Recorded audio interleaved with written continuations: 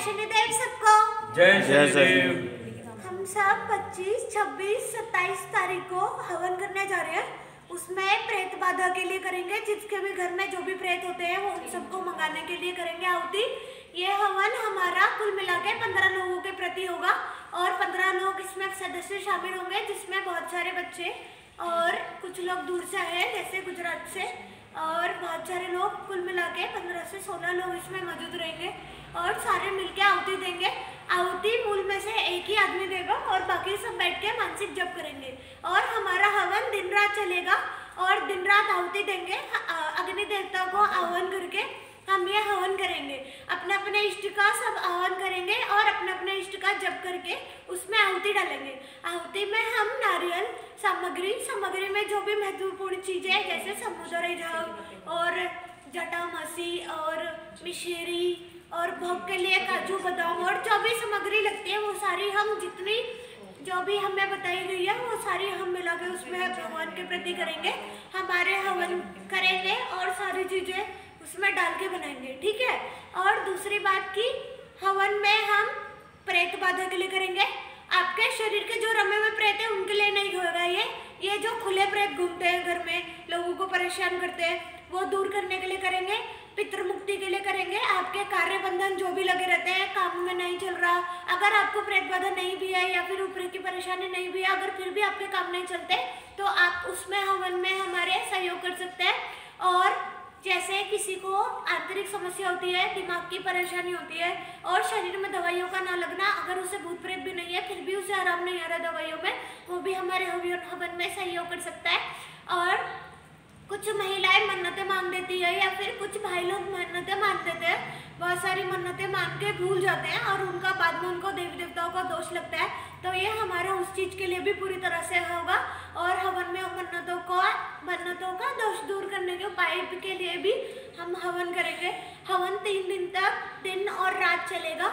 सुबह 8 बजे से शुरू होगा 25 तारीख को, लगातार 3 दिन तक चलेगा। 25, 26, 27 तारीख को शाम को 5 बजे के करीब पूर्णाहुति करके हम लोग अगले दिन भंडारा करेंगे और सब लोगों को पूड़ी सब्जी, मैं भी खाऊंगा पूड़ी सब्जी हलवा और जो भी हम स्वाद सा बनाएंगे वो सब मिलके खाएंगे और भगवान के लिए पितरों के नाम का और गरीबों को दान करेंगे और जितना हमसे हो पाएगा वो सब सहयोग करेंगे।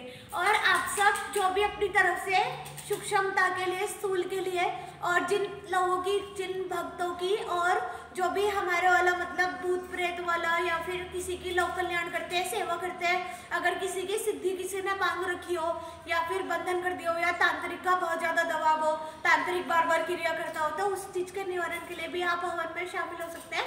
आप यहाँ पे आके खुद भी शामिल हो सकते हैं और फोन के जरिए भी मिल सकते हैं और हमसे जुड़े हुए रह सकते हैं। तो आप हमसे फोन पे लाइव आके जुड़ सकते हैं और सारी चीजें देख सकते हैं खुद से। हवन से एक दिन पहले सारी जो भी हम तैयारी करेंगे उसका वीडियो हम बना के आपको डाल देंगे ताकि जिसको नहीं पता उनको भी पता चल जाए। और 25 तारीख से ये शुरू होगा, एकादशी वाले दिन से। और हम ये हवन मूल्यतः इस वजह से कर रहे हैं क्योंकि होली और दिवाली सबसे बड़ा भारतों में सबसे बड़ा त्योहार समझा जाता है। इस दिन अच्छे लोग अपने चीजों को आहुति देते हैं, ऐसे ही बुरे लोग भी अपनी अपनी प्रेतों को, तांत्रिक लोग अपने प्रेतों को, सिद्धियों को और जो भी बाबा होते हैं जो गलत काम करते हैं या अच्छे काम करते हैं, सब अपनी चीजों को भोग देने के लिए जागृत करते हैं। तो बेचारे जिन लोगों को नहीं पता उनको प्रेत बाधा या तांत्रिक का क्रिया या वशीकरण क्रिया या जो भी परेशानी है उनको, वो सारी चीजों को उनका दबाव इन त्योहारों के बीच में ज्यादा होने लगता है, ठीक है। तो वो त्योहार पे उनको ज्यादा दबाव ना हो, इस वजह से हम एक सुरक्षा कवच तैयार करेंगे जिससे उन सबका बचाव होगा। और जितने लोगों को हमने आज तक ठीक किया है या फिर जितने भी लोगों को मैंने दूध छोड़े वो सारे मजबूती से अपना अपना काम करें और हम अपनी सात्विकता से धूनी लगा के बाबा का वो करेंगे। और हम एक सुंदर सा पितरों के नाम का पूरा अलग से ज्योत भी जागृत करेंगे, जैसे कि हम सुंदर कोई किसी के पितरों का अपना करना चाहता है तो उसमें आहुति डाल सकता है या फिर उसको प्रणाम वर्ष अपने पितर यहाँ प्रार्थना करके भेज देगा, तो 3-4 दिन में साफ होके चले जाएंगे। और पितरों के नाम का भी हवन हम कर रहे हैं, ठीक है। और जो भी इसमें अपना दान पुण्य करना चाहता है कुछ गरीब लोगों के लिए वस्त्र भेजना चाहता है या अलग से कोई दान देना चाहता है। और कुछ इन्होंने बच्चों ने फीस रखी है इसकी, जो भी खर्चा आएगा, क्योंकि सामग्री और सब कुछ लाने के लिए आप प्रीतम धाम की आमदनी इतनी नहीं है कि हम खुद से सब कुछ कर पाए। हम सब कुछ करने के लिए आप लोगों के सहयोग से ही ये सब चीज़ें करेंगे। जितने लोग यहाँ पे मजबूत है सब अपनी अपनी तरफ से कुछ कुछ अपनी पूंजी का, अपनी आय का एक एक अंश सब उसमें डालेंगे। और चाहे कुछ भी हो, छोटे से छोटा अंश भी आपका बहुत महत्वपूर्णता से लगेगा। और प्रीतम भैया की तरफ से सबको एक एक दूध मैं सबको दूंगा।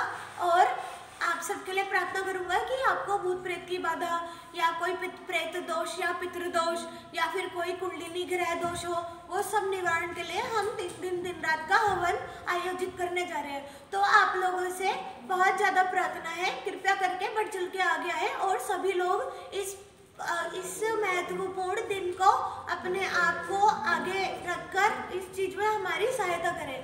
ठीक है, जय शनिदेव सबको। जय शनिदेव सबको। मैं आज आपको जल जागृत करना, मैंने बहुत सारी वीडियो में आपको ये बोला है कि जल जागृत करके पिए और घर में छिड़काव करें। और आपको मैं 2 चीज आज बताने जा रहा हूँ, एक जल कैसे जागृत किया जाता है और एक कोई नई मूर्ति लाते हैं तो उसे कैसे जागृत करें। तो मैं उस 2 चीज़ों के बारे में जो नाग माता मुझे बताती है उसके बारे में मैं बताता हूँ। तो नाग माता का कहना ये है कि आपको जो भी पुरानी आपकी मूर्ति है, जैसे कोई पीतल की या अष्टधातु की मूर्ति आपके घर में पहले से ही है, तो पहले मैं मूर्ति के बारे में बता रहा हूँ, ध्यान से सुनना सारे लोग। जो आपके घर में पुरानी मूर्ति है, जो आपके घर में रखे रखे 5 साल हो गए, 6 साल हो गए, 2 साल से पुरानी कोई भी मूर्ति है, चाहे वो अष्टधातु की हो, पीतल की हो, चांदी की हो या फिर तांबे की हो या कोई सी भी धातु की मूर्ति हो, है लोहे की मूर्ति नहीं होनी चाहिए। तो कोई सी लोहे के अलावा किसी की भी मूर्ति हो आपके घर में रखी हो बहुत समय से, तो क्या करो आप एक लोटे में या फिर एक सुंदर पात्र में या फिर छोटा सा एक कटोरी जैसा जो होता है सुंदर भगवान को नहलाते हैं जिसमें वो हो, उसमें गंगा जल डालें। गंगा जल के साथ सादा पानी डालें। सादे पानी में उस मूर्ति को रख दें जो पहले से आपके पास है, पुरानी अष्टधातु की हो, चाहे पीतल की हो, चाहे तांबे की हो या कोई से भी धातु की हो, उसमें डाले रखें। उसको रात भर डूबा रहने दें। ठीक है, जब पूरी रात वो डूबी रहेगी तो उस मूर्ति को सुबह नहा वहा के सुंदर सुंदर कपड़े पहन के और फिर उस मूर्ति के पास जाए। आप उस मूर्ति को उस जल में से बाहर निकाल दें और जो भी आप नई मूर्ति लाए उसको उस जल के अंदर डाल दें और उसको कम से कम 3 घंटे तक रखा रहना दें। तो क्या होगा, उसकी ऊर्जा उस जल के तरीके से, उस जल के जरिए नई मूर्ति में एकदम से बदल जाएगी, समझे। तो उसकी ऊर्जा उसमें एकदम से अवतरित हो जाएगी और वो मूर्ति 3 घंटे के अंदर जागृत हो जाएगी। फिर उसकी स्थापना करें, सुंदर लाल कपड़ा बिछा के उसकी स्थापना करें और उसकी पूजा अर्चना करें। तो रखे रखे वो भी उस मूर्ति को आप उठा के किसी भी मंदिर में या फिर किसी भी चीज में रख सकते हैं। ठीक है, और उसकी जो ऊर्जा है वो उसमें एकदम से ही बदल जाएगी और वो मूर्ति जो आप नहीं लाए वो एकदम जागृत हो जाएगी। तो मूर्ति को ऐसे जागृत करते हैं। और दूसरी बात क्या पूछी थी मैंने, दूसरी बात जल को आप 2 तरीके से जागृत कर सकते हैं। एक तो जो आप मंत्र जपते रहते उसमें फूंक मार देंगे, जैसे आप बजरंगबली का जपते हैं। आपने बजरंगबली का मंत्र जपा उसमें जल में देख के अपने इष्ट की फोटो उसमें सोची कि बजरंगबली सुंदर से बने हुए पानी के पात्र के अंदर ही ऐसे देखा और उसमें सुंदर बजरंगबली की सोचना है कि उसमें प्रतिमा बन रही है और मतलब मूर्ति की एक अनुभव से अपनी उसमें बनानी है। जैसे आप आंख बंद करके उसकी व्यू रचना करते हैं, ऐसे ही करके उसमें व्यू रचना करनी है और सुंदर देखना है। तो पानी की तरफ देखते हुए 3 बार उसमें फूंक मारनी है और वो जल जागृत हो जाएगा। और बीच बीच में हनुमान चालीसा पढ़ के उसमें फूंक मारते रहे, 5 से 7 बार ऐसे करेंगे तो जल जागृत हो जाएगा। फिर आप उसको पी सकते हैं और बचा हुआ जल सारे घर में छिड़क सकते हैं या फिर पहले घर में छिड़क दें, बाद में बचा हुआ जल पी ले। तो उससे क्या होगा, घर में जो मलिनता है वो भी भाग जाएगी और भूत प्रेत की जो हल्के प्रेत होंगे वो भी भाग जाएंगे। और आपके हर हफ्ते लगातार मंगलवार कर रहे हो या शनिवार करो या अपने इष्ट के दिन के हिसाब से जैसे सोमवार कर लो। जब भी आपको समय मिले, रोज आप काम पे जाते हो, व्यस्त रहते हो, तो आप धुनी कर सकते हैं घर में और जल जागृत करके छिड़क सकते हैं। रविवार भी कर सकते हैं। और दूसरी बात, माला भी अगर उसमें डाल के रखेंगे, जैसे आपने जल पड़ा फूंक के रख दिया, उसमें से थोड़ा सा जल बचा दिया और 3 हफ्तों का बचाया हुआ जल मिला के रखेंगे तो उसकी ऊर्जा और ज़्यादा बढ़ जाएगी। फिर कोई भी माला उसके अंदर डाल देंगे, फिर 3 बार सीधी पढ़ेंगे, फिर 3 बार पलट के पढ़ेंगे तो माला भी जागृत हो जाएगी। ऐसे करके आप कोई भी भगवान की प्रतिमा हो या माला हो या फिर जल जागृत करना हो, ऐसे करके आप जल जागृत कर सकते हैं, ठीक है। और जैसे आप पीते हैं उस जल को जब जागृत करके, तो वो अंदर से भी आपका ऑरा बनाता है और आपके चक्रों को गति प्रदान करता है, जिससे चक्रों में घर्षण होता है और चक्र अपने आप से खुल जाते हैं, ठीक है। और ग्वालियर चक्रों के बारे में तो मैं बहुत बार बता चुका हूँ आपको। और आपको ज़्यादातर ध्यान करके आपको कुछ नहीं सोचना होता, आपको सिर्फ सांस पे ध्यान देना है और आँखों की गति बिल्कुल दोनों ये आँखों की गति बिल्कुल बिंदी वाली सतह पे एकदम केंद्र करके आँख बंद करके रखनी है। और शरीर जब बिल्कुल हिलना डुलना बंद हो जाएगा तो सांस आने जाने की प्रक्रिया बिल्कुल बंद हो जाएगी, मतलब नाक से सांस गिरनी बंद हो जाएगी, सिर्फ छाती और नाभि से आपकी सांस का आना जाना हो रहा होगा, ठीक है।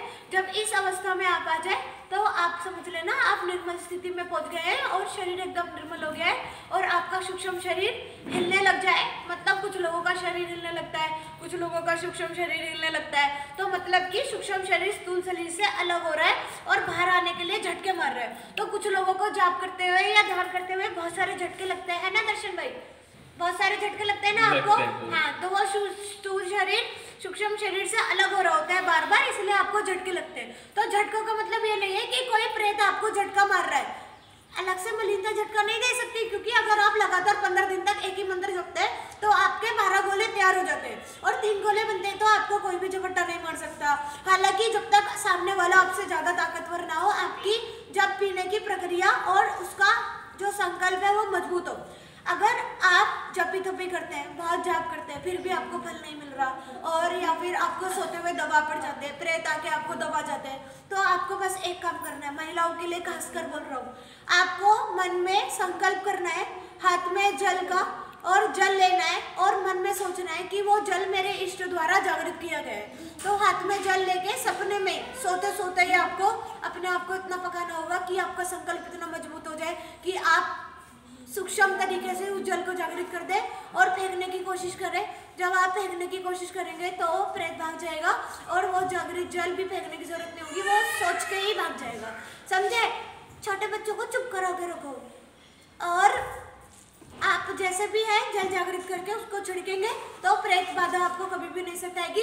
और जब भी आप रोज सोए तो नाग माता से प्रार्थना करें, हे नाग माता कृपा करके आप मेरे को, मेरे परिवार के सदस्यों को और जितने भी लोग हमारे घर में रहते हैं, चाहे कोई मेहमान भी हो, आप प्रार्थना करके हमसे बोले कृपा करके हम पे नागबंधन लगाए। और जितने भी हमारे घर हैं और घर के लोग, घर में मतलब बाहर की चीजें ना घुसे और हमें दबाव ना पड़े, तो हमारे घर को भी कृपा करके सुरक्षित घेरा में बंद करें। ऐसे करके आप करोगे तो नाग माता कर देंगी। नाग देवी देवता मतलब आप इतना नहीं समझते, आप सिर्फ उन्हीं को जानते हो जो आपके माता पिता और बूढ़े लोग और जो प्रियजन आपके हैं वो बताते हैं, आप सिर्फ उन्हीं को समझते हो, लेकिन नाग माता पूरे संसार का प्राण रूपी है। तो जितने आप नहीं मानते नाग देवी देवताओं को, लेकिन आपको मानना चाहिए, क्योंकि आखिरी जो इंसान का जन्म होता है वो नाग द्वारा ही होता है, नाग के बाद ही आपको इंसान योनि में जन्म मिलता है। तो आप नागों को अगर प्रार्थना करेंगे और उनकी पूजा पाठ करेंगे तो आपके अंदर का मतलब कि अंदर का जो विषय विकार है, विषय विकार का मतलब बुरी चीजें, बुरी आदतें और कुछ गलत आदतें और कुछ जो आपकी बुरी संगति के कारण आपका स्वभाव मानसिक शारीरिक सब बदल जाता है, वो चीजें नाग देवी देवताओं की पूजा करने से हट जाती है। ठीक है, आप नाग देवी देवताओं का पूजन कैसे कर सकते हैं मैं ये अगली वीडियो में बताता हूँ। जय शनिदेव। जय शनिदेव।